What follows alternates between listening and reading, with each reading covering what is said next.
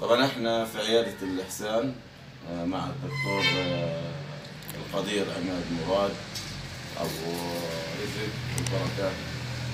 دكتور احنا جايين اليوم بدنا نسألك عن التطعيمات بالنسبة للإجرام. طبعا التطعيمات بالنسبة للإجرام مهمة جدا جدا، لأن هي اللي بتعطيه المناعة ضد الأمراض، على أساس إنه يصير عنده مناعة ما ينصابش بأي من الأمراض اللي ممكن تكون قاتلة له. بيبدأ دائما عمر التطعيم بعد الفطم، يعني معدل من 45 ل 50 يوم بيكون انفطم من عند الأم، وبعد هيك ممكن ينعزل عنها أو ياخده أو يبيعه لحدا ثاني. فمن هنا بدها تبدأ الإجراءات الوقائية على أساس إنه يضلوا في السليم. فبيبدأ التطعيم من معدل 50 يوم، بياخذ التطعيم السداسي. التطعيم السداسي هذا مهم جدا لأنه ل6 أمراض في إبرة واحدة، وهذا هو عبارة عن التطعيم. بيجي زي هيك 200 وحدة، بتخلط وحدة تمام، وبنعطى للجو. بده ينعاد عليه بعد 3 أسابيع بالكثير شهر، لازم الإعادة، لأنه أول تطعيمة ما بتعطيش مناعة قوية.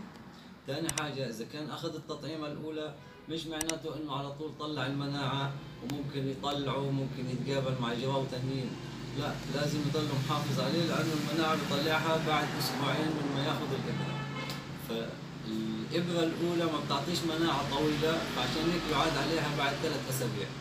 إذا عاد عليها بعد 3 أسابيع ممكن تحميه سنة كاملة. تمام. وكمان للملاحظة لبعض الأنواع اللي متعارف عليها بالسلالة الكويسة وبده يحافظ عليها، من أجل زيادة المناعة والوقاية ممكن يعطي 3 تطعيمات بين كل واحدة والثانية 3 أسابيع. دكتور هذا تحت الجلد ولا في العضل؟ تحت الجلد. طب هذه الأمراض يفضل تحت الجلد، ممكن ينعطى كمان في العضل، لكن يفضل تحت الجلد. تمام. وما بتنخلطش الا ساعة ما بده يعطيها. يعني هذه تحت الجلد انه تكون بطيئة، اللي هي الجسم يتقبلها شوي شوي. هي مش حكاية بطء، لا، يفضل يعني في اوقات حاجة احنا بنسميها اللي هي ردة فعل الجسم للتطعيم. فتحت الجلد بيكون اهم شوي يعني. تحمي من كم نوع من المرض؟ هذه ل6 امراض، منها 5 امراض فيروسية. وفي مثلا اللي منتشر وبيعرفوه اغلب المربين هذول اللي هو بسموه البارفو فيروس. البارفو فيروس هذا بيعمل نتج واسهال وبصير فيه زي الدم، واغلب الجراوي بتموت بسببه. تمام. طبعا في عدة امراض ثانية لكن عشان مش منتشرة كثير ما بيعرفوش عنها. في بيعمل زي الكبد الوبائي في الانسان، وفي بيعمل والسادس بيكون للبكتيريا اللي بسموها الليبتوسبيروزيس. هذه اللي هي بتعمل زي مرض الصفرة، بصير بالكبد وبصير لون العينين صفر، وممكن طبعا اكيد بتؤدي للموت في الجراوي الصغار. دكتور هذه يعني جرعتين بتكفي للجرو؟ للوضع العادي، ومن ناحيه طبيه جرعتين تعتبر كفايه، بعدين بتصير سنويه كل سنه مره؟ كل سنه مره. طب بالنسبه للريبس؟ بالنسبه لتطعيم الريبس بنعطى على عمر 6 شهور. تمام. لانه الجرو بيكون غير شعره وغير اسنانه، هو صغير بيكون اسنان اللبنيات.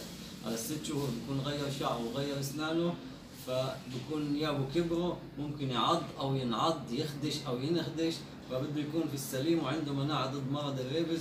وهذا التطعيم كمان يعتبر اجباري في بلاد العالم كلها. طب دكتور جرو سن تحت سن 3 أو 4 شهور، لو عض واحد وجرحه بيأذيه من ناحية المرض الصرع اللي بنسمع فيه؟ لا، احنا بشكل عام يعني بفضل الله احنا في قطاع غزة عشان ما فيش عندنا غابات وحيوانات مفترسة وحيوانات برية. تمام. الحمد لله ما عندناش حالات للريبز او لمرض السعار هذا من السبعينات، يعني ما فيش عندنا اي حالات الحمد لله. الحمد لله. لكن الوقاية هي افضل شيء. صحيح. ويعتبر تطعيم اجباري، لازم كل مربين الكلاب او اكلة اللحوم تاخذ منه هذا الكارت اللي هو طبعا احنا لما بنعطي التطعيمه قدم شويه، خاصة أول ما بيكون صغير بنبدأ معاه من عمر 50 يوم، بتسجل اسم المربي وجواله وعنوانه. تمام. على أساس إنه هو بعد هيك يتبع البرنامج هذا ويمشي على الطريقة الصحيحة. بعدين اسم الكلب، السلالة تبعته، إذا كان جيرمان أو كان مالينو أو كان أي نوع ثاني. حتى الكلاب الصغار اللولو يعني هذا المتربى دفتر بالغذاء. التطعيم اللي بيسموه اللي هو الكرت التطعيم للكلب. صحيح، احنا بنسميه كرت الصحة. كرت الآن عاد بهمنا اللي هو التحصين، بنحط التحصين تمام، وممكن اللزيقة تبعته ايش التطعيم اللي اخذه، تاريخه، وقت ايش الإعادة تبعته، والطبيب اللي كان اللي أعطى بيوقع هنا، وبعد هيك بيمشي على البرنامج اللي المتعارف عليه يعني في العالم كله هيك. يا سيدي شكرا لك يا دكتور، غلبناك معنا حياك وسامحنا. الله. يعطيك الف عافيه، شكرا.